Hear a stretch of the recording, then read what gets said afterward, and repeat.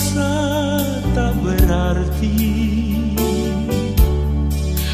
jalan dengan tanpa harapan,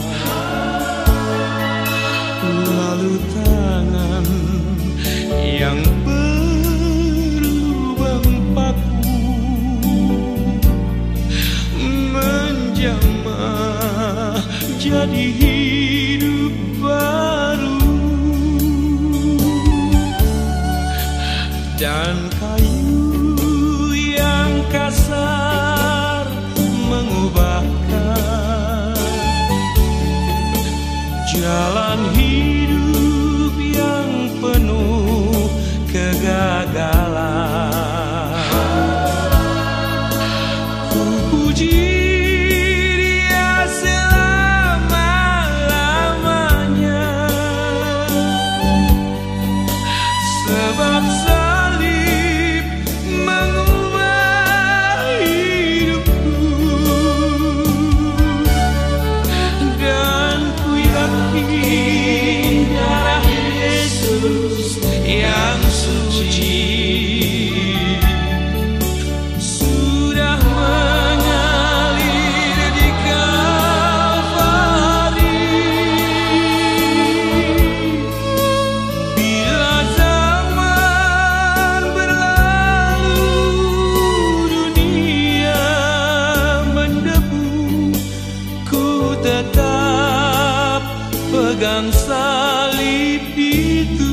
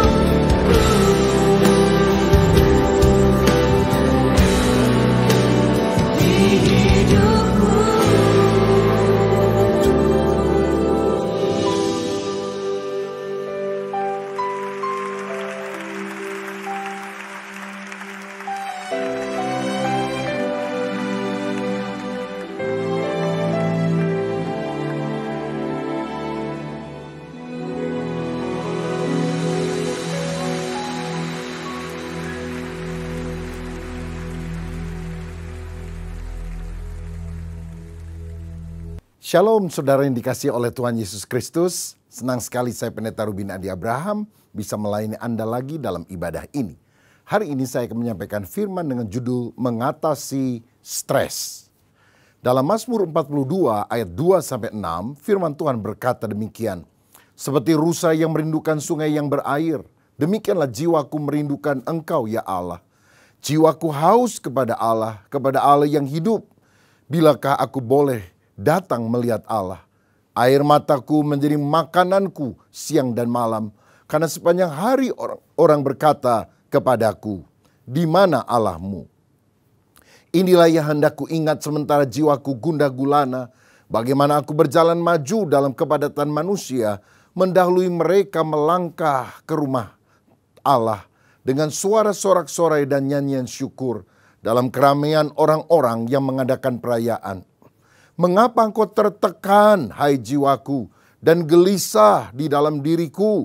Berharaplah kepada Allah, sebab aku akan bersyukur lagi kepadanya, penolongku dan Allahku.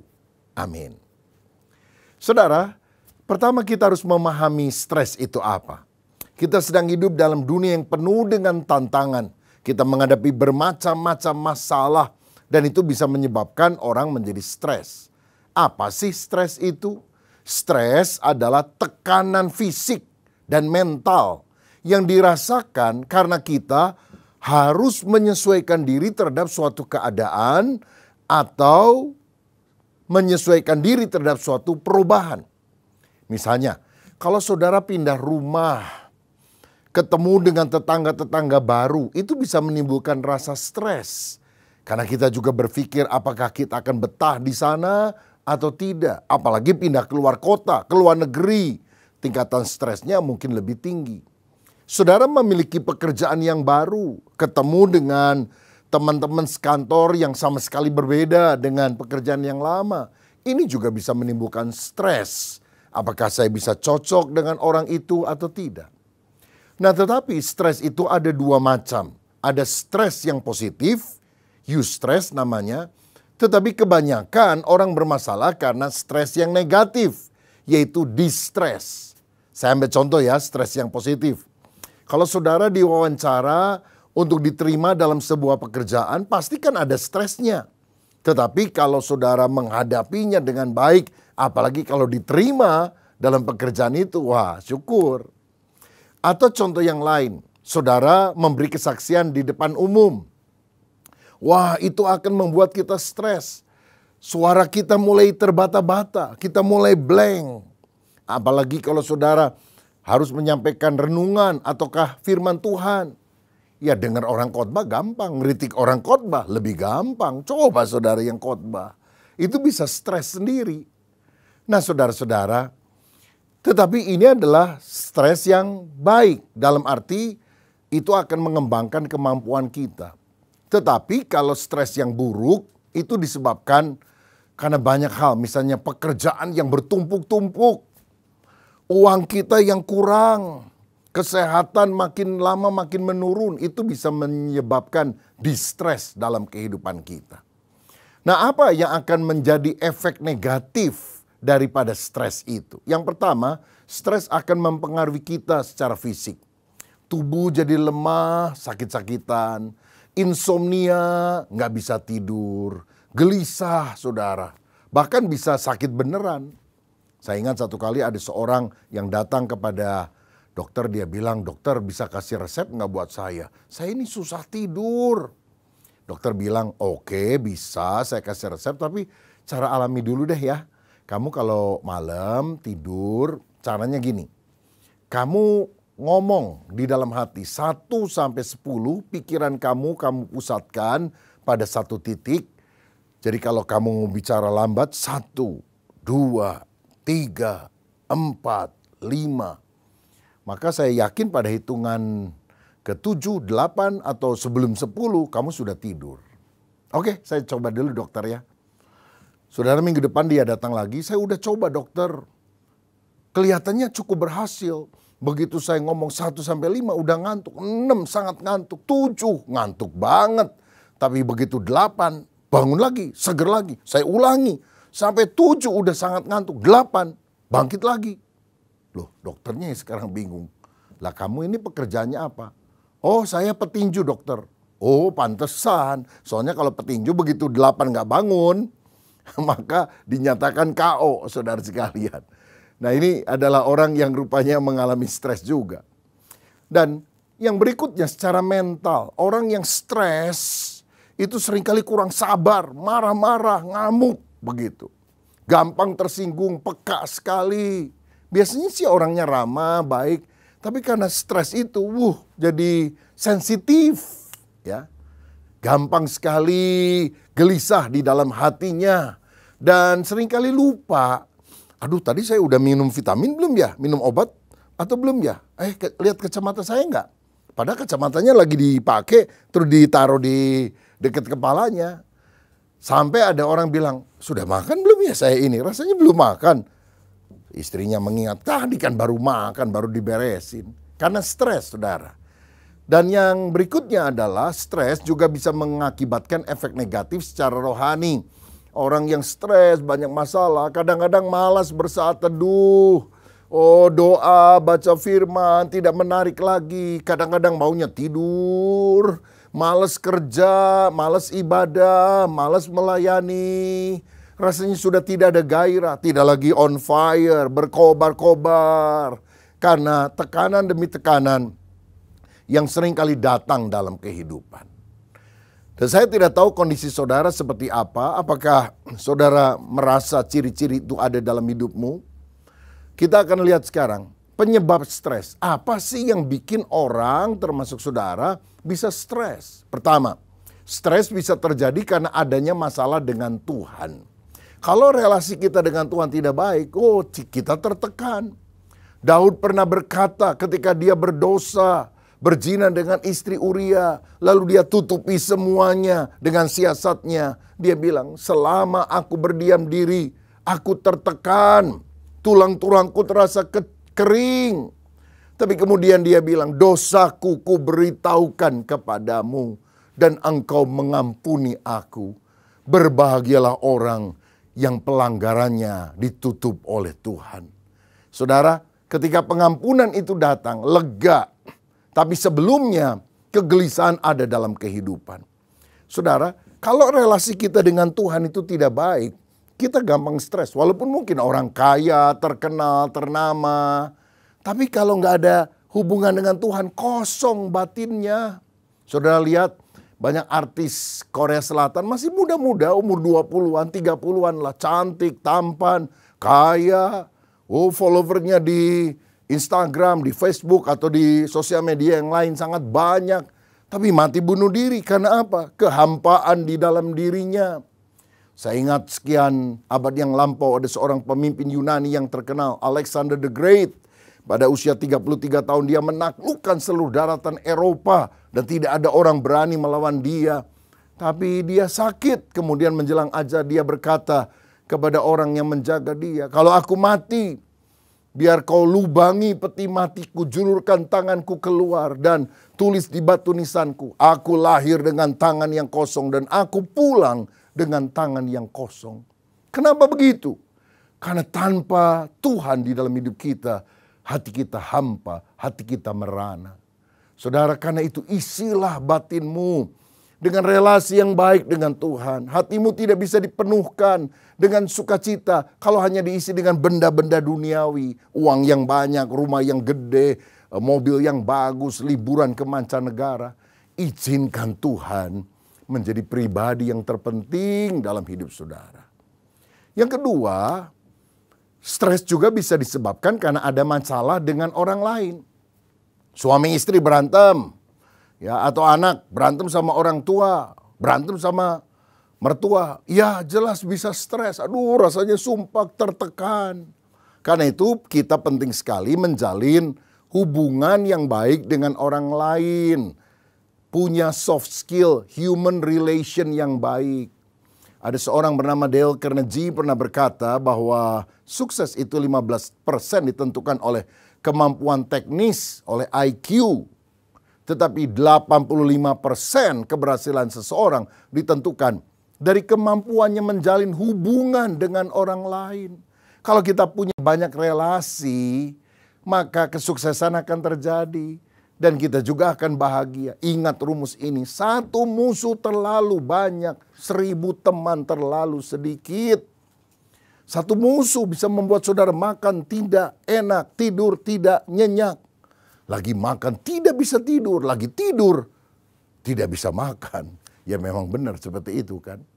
Nah karena itu mari kita belajar hidup rukun, berdamai. Terutama di dalam keluarga kita.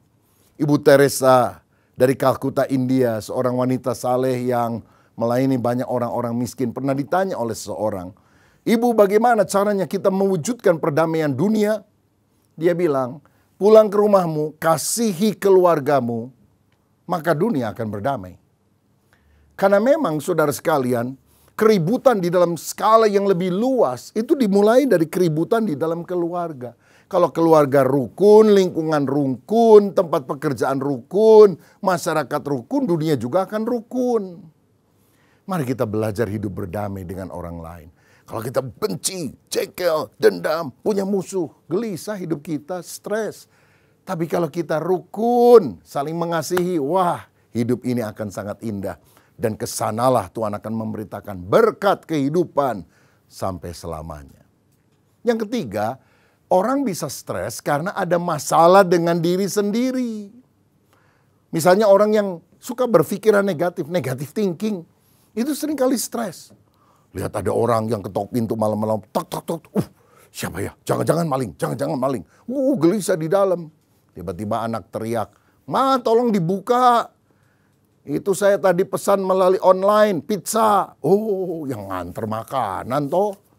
Saudara, kadang-kadang negatif terlalu berlebihan sangat merugikan diri. Orang yang minder, rendah diri, itu juga cenderung stres, ya. Atau khawatir, pesimistis, curigaan. Orang ngobrol-ngobrol di sudut ruangan waktu kita lewat, wah jangan-jangan jelek-jelekin saya.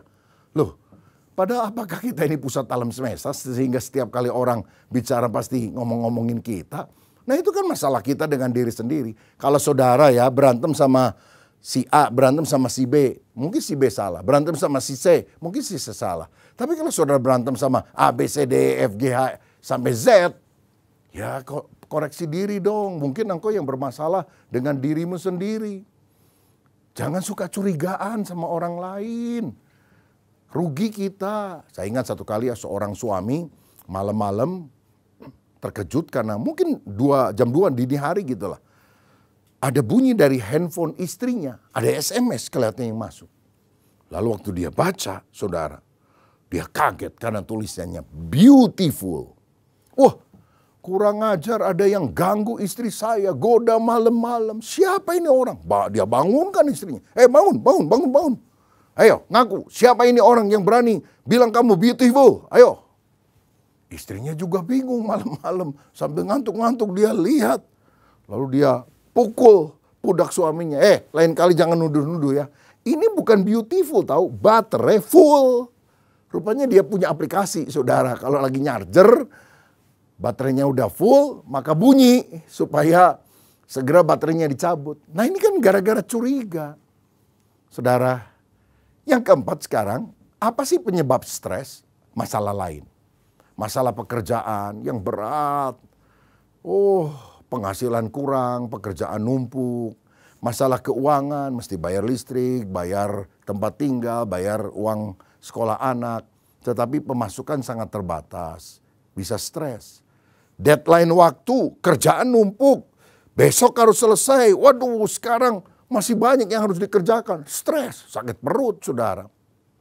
Mahasiswa juga sama. Waduh, ada paper yang harus dikerjakan, belum selesai. Waduh, bisa stres. Tapi saya lihat ya masalahnya kalau mahasiswa itu. Biasanya banyak mahasiswa itu sistemnya SKS, sistem kebut semalam. Jadi kalau kita kasih tugas kepada mahasiswa, 3 bulan selesainya malam terakhir. 2 bulan malam terakhir juga dia bikin. 2 minggu malam terakhir juga dia bikin. Lah makanya saya kalau kasih tugas sama mahasiswa teologi ya, udah nggak lagi 3 bulan ya. Udah 2 minggu aja, sama aja mau 3 bulan 2 minggu dikerjakannya hari-hari terakhir. Saudara-saudara, jadi orang bisa stres karena deadline, karena masalah waktu. Juga karena masalah lingkungan. Ya di tetangga kita ada anjingnya, herder 4. Menggonggong aja pagi, siang, sore, malam. Kadang-kadang kesel juga ini. Saudara-saudara, jadi stres bisa disebabkan karena banyak hal. Nah, ada orang namanya Holmes dan Rehi membuat skala stres yang saya pikir perlu juga diperhatikan. Dari penelitiannya, dia kasih angka. Kematian suami atau istri itu angkanya 100 untuk tingkat stresnya. Perceraian, angka stresnya 73. Kematian keluarga dekat, misalnya orang tua, adik atau kakak, itu 63. Sakit, 53. Menikah itu 50. Berhenti bekerja 40. Liburan 41. Hamil 40. Hutang 30 dan seterusnya. Jadi gini, seandainya saudara tahu angka-angka ini, orang yang nilainya 300 itu bisa mengalami goncangan kejiwaan. Jadi kalau misalnya ya, saudara pindah kerja, sebaiknya jangan berbarengan dengan pindah rumah. Sebab kalau misalnya ada kematian keluarga dekat, saudara punya utang lagi. Waduh, itu angka stresnya jadi nambah-nambah, saudara. Ayo coba atur irama kehidupan dengan lebih baik. Nah, sekarang kita akan lihat bagaimana caranya kita bisa mengatasi stres. Pemazmur tadi berkata, air mataku menjadi makananku siang dan malam. Sebab orang bertanya, di mana Allahmu? Mana katanya ada Tuhan? Kok kamu punya masalah gak ditolong? Tapi dia berkata, mengapa engkau tertekan hai jiwaku? Berharaplah kepada Tuhan. Sebab aku akan bersyukur lagi kepada Dia. Allahku penolongku. Saudara, kita harus berani berkata kepada jiwa kita, diri kita. Jangan stres. Mengapa tertekan? Berharap sama Tuhan. Tuhan sanggup memberikan pertolongan. Jadi, kunci sederhana untuk kita mengatasi stres. Yang pertama, pelihara kondisi tubuh kita. Caranya gimana? Belajar rileks. Jangan terlalu tegang dalam hidup ini. Semuanya itu diatur sama Tuhan, saudara. Ya, dengarkan musik-musik yang lembut. Mandi, air dingin atau air hangat, terserah saudara. Lalu istirahat, tidur, atau ambil waktu untuk bepergian ke tempat yang banyak pemandangan hijau-hijau. Orang sekarang bilang healing gitu ya. Markus 6 ayat 31 dan 32. Dikatakan begini tentang Yesus. Lalu Yesus berkata kepada mereka, marilah ke tempat yang sunyi supaya kita sendirian dan beristirahatlah seketika. Sebab memang begitu banyaknya orang yang datang dan yang pergi sehingga makan pun mereka tidak sempat. Maka berangkatlah mereka untuk mengasihkan diri dengan perahu ke tempat yang sunyi. Yesus saja membutuhkan istirahat. Masa saudara nggak istirahat? Mesin aja mesti ada istirahatnya, kalau nggak jebol. Masa saudara tidak beristirahat? Allah menciptakan dunia dalam 6 hari, pada hari ke-7 dia beristirahat. Bukan karena capek, saudara. Tetapi dia beristirahat untuk menguduskannya, menikmati seluruh ciptaannya itu. Sehingga kita juga harus belajar memiliki waktu yang rileks dalam kehidupan, sehingga tubuh kita menjadi sehat. Saudara tahu, busur dan anak panah, kalau mau direntangkan dengan bagus untuk menembak sesuatu, kalau nggak dipakai harus dikendorkan. Kalau terus direntangkan, justru nggak akan efektif. Mundur 2 langkah untuk maju 5 langkah. Nah, kita perlu retreat pribadi ya, perlu perenungan yang mendalam dalam kehidupan kita. Misalnya saudara bisa pergi ke satu tempat, hari itu tidak diganggu, ke tempat yang sunyi, lalu saudara mulai merenungkan visi hidup, kesalahan-kesalahan yang kita lakukan, bagaimana meningkatkan relasi dengan keluarga, apa target-target yang akan kita capai dalam kehidupan. Kalau nggak bisa pergi keluar rumah, keluar kota, ongkosnya banyak, di rumah aja.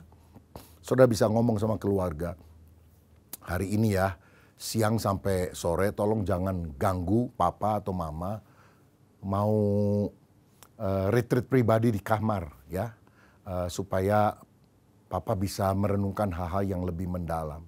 Sehingga anak-anak juga tidak mengganggu. Saya biasanya mulai memikirkan banyak hal dalam perjalanan panjang. Misalnya saya diundang pelayanan ke Amerika Serikat, itu kan bisa 20 jam, kadang-kadang lebih saudara di pesawat. Nah, saya mulai menulis, saya mulai memikirkan hal-hal yang penting untuk pengembangan pelayanan, untuk diri saya, untuk keluarga. Hal-hal yang penting supaya hidup kita jangan hanya sibuk, tapi ada kedalaman relasi hubungan antara kita dan sesama. Ya, kalau saya di pesawat, saya nggak terlalu suka nonton. Jadi kalau nyalain film apa, malah itu TV-nya yang nonton saya karena saya ketiduran, saudara. Tapi saya gunakan untuk mulai merenungkan banyak hal. Ada yang lain yang bilang, oh kalau saya tiap pagi itu mesti jalan. Sambil jalan, saya mulai memikirkan banyak hal yang penting di dalam kehidupan ini. Strategi, rencana.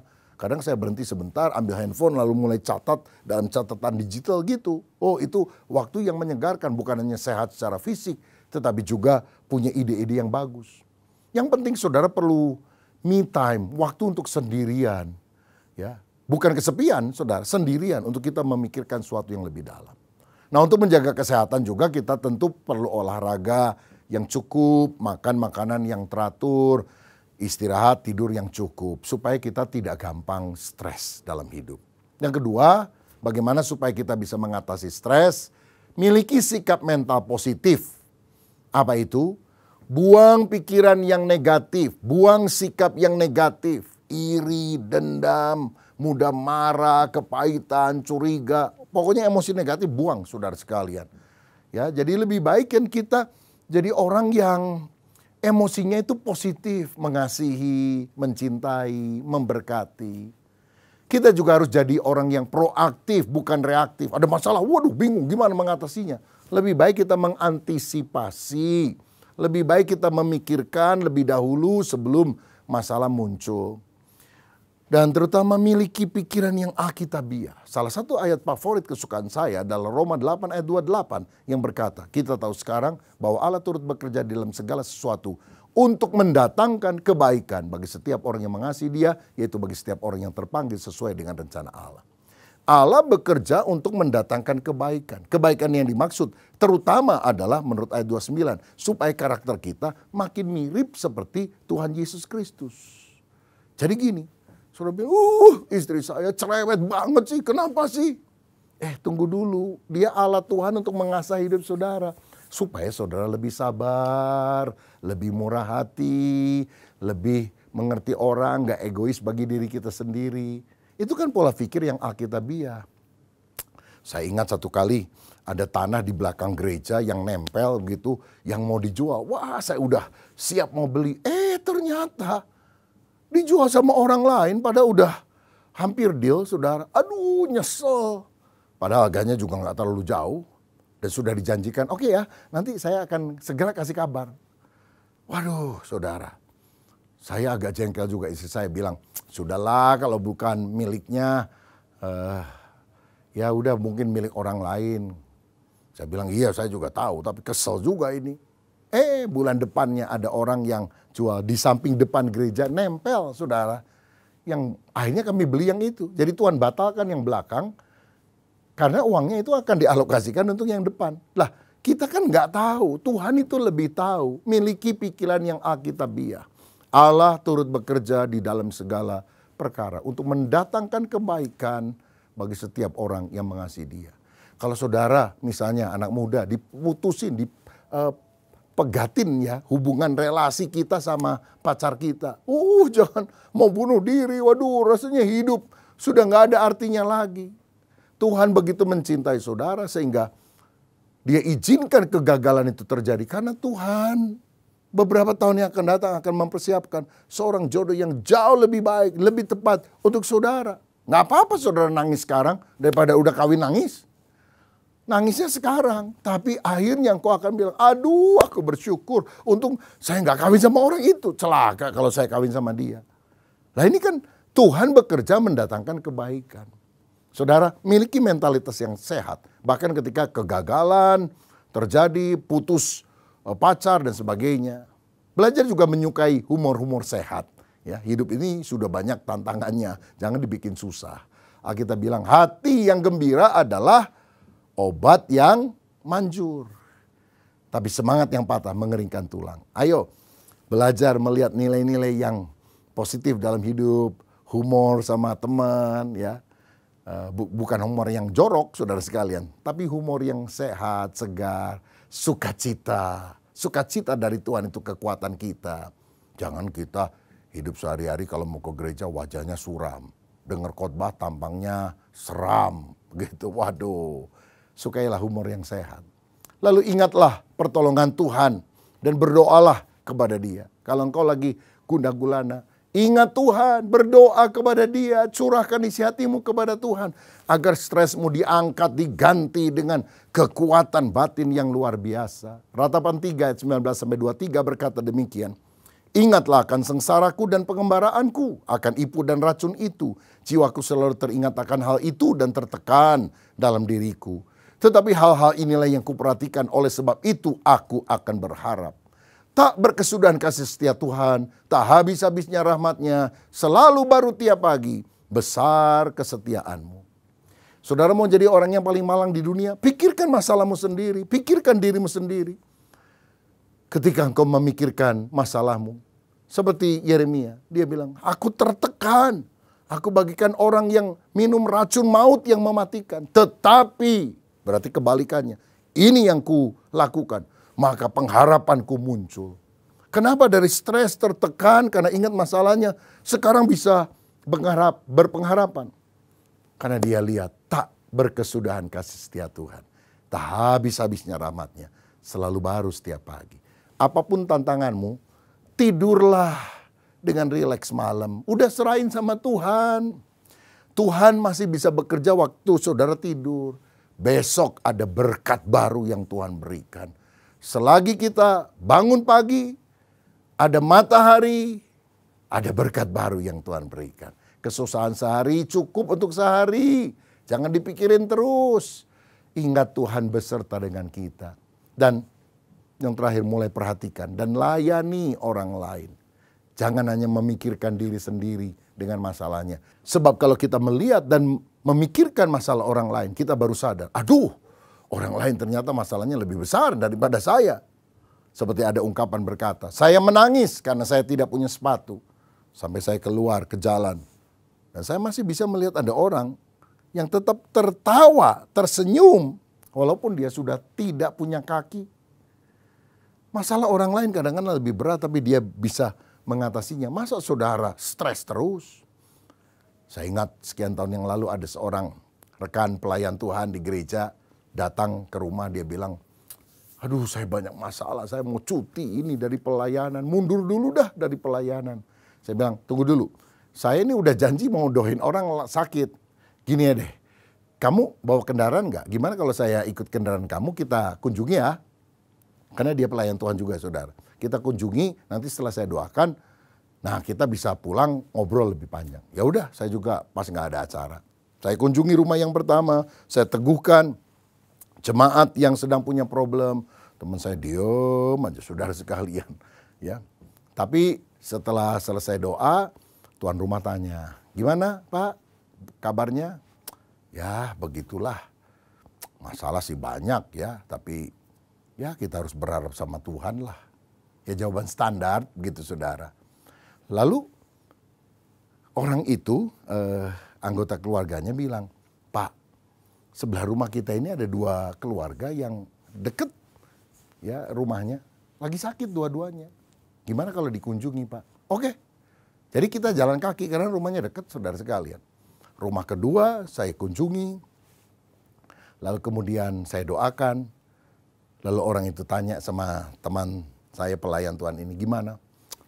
Pak ya, kita ini memang bisa punya masalah. Tapi jangan nyerah, setan itu kurang ajar. Ingin membuat kita down, kita harus bangkit. Kita harus perhatikan kemurahan Tuhan.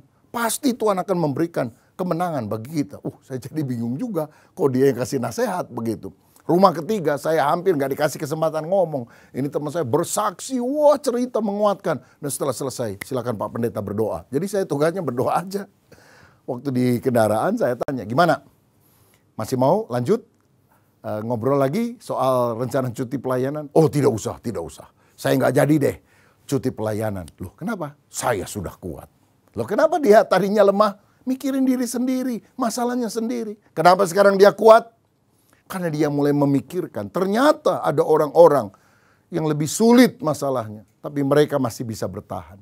Saudara, kalau engkau terlalu selfish, memikirkan diri sendiri, masalahmu, persoalanmu, tangisanmu, keluhanmu, engkau makin tertekan. Ingat Tuhan yang besar. Perhatikan, layani orang-orang lain yang ada di sekitar kita.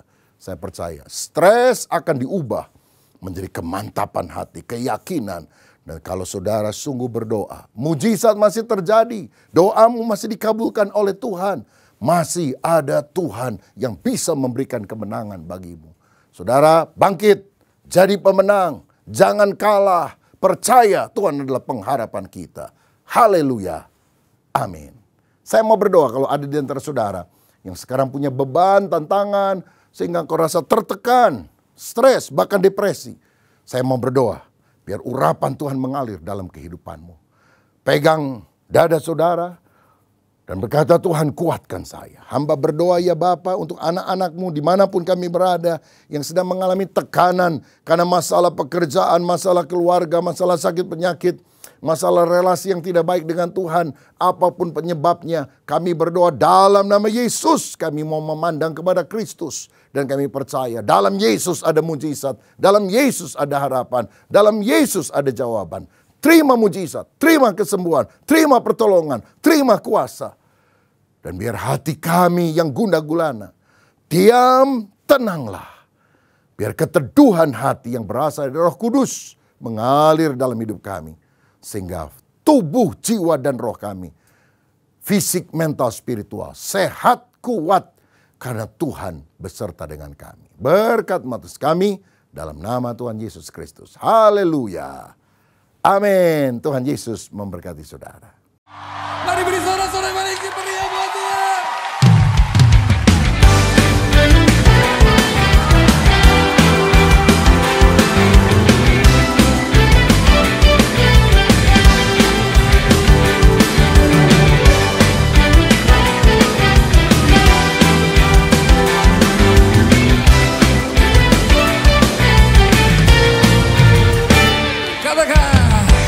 Kau Tuhan yang mulia, turun ke dunia untuk tebus segala dosa.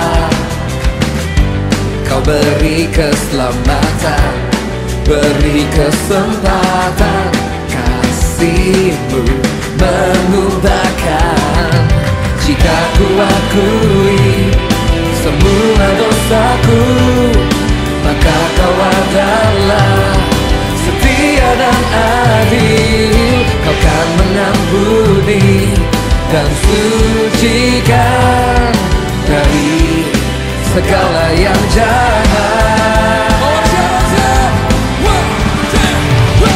Tak mau ku hidup bagi dunia ini lagi.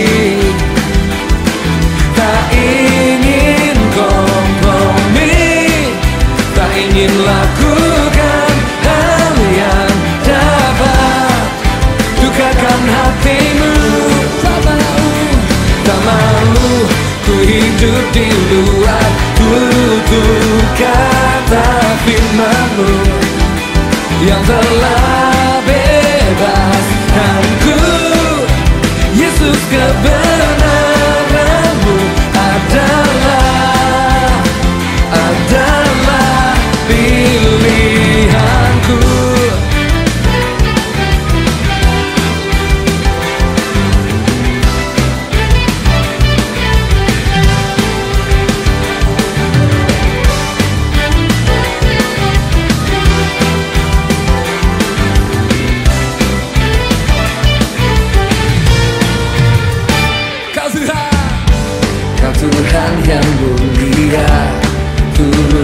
dunia, untuk tebus segala dosa. Mari tepuk tangan di atas kepala bersama-sama. Beri kasih-Mu mengubahkan.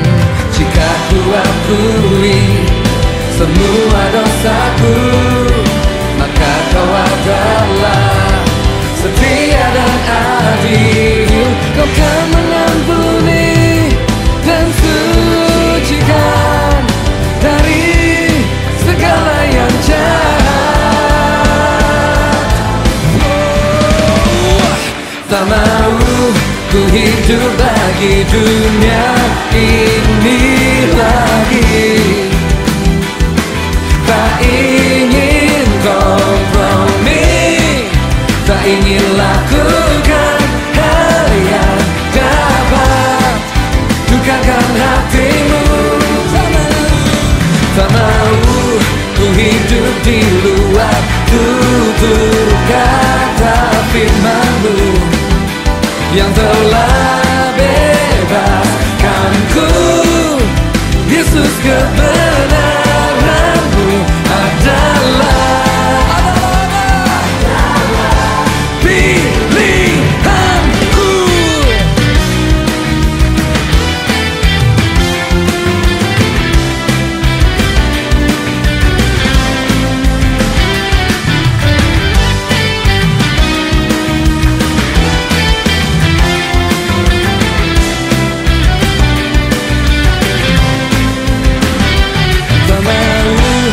Hidup bagi dunia ini lagi.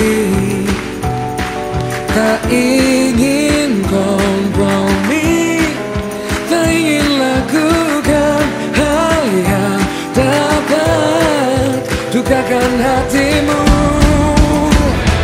Tak mau ku hidup di luar tutur kata firman-Mu yang telah bebaskanku. Yesus, kebenaran-Mu adalah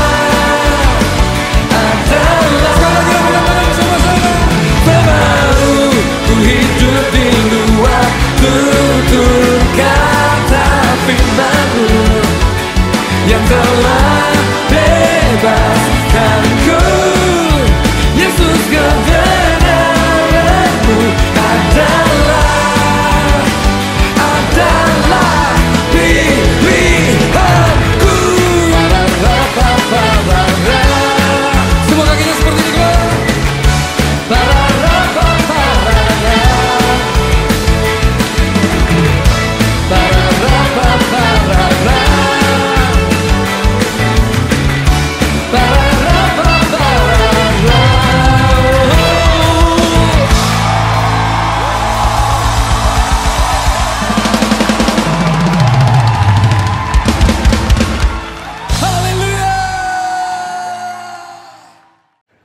Sekarang terimalah kasih karunia dan damai sejahtera Tuhan Yesus Kristus dan kasih Allah Bapa kita serta persekutuan Roh Kudus menyertai setiap kita sekarang, seterusnya, dan selamanya.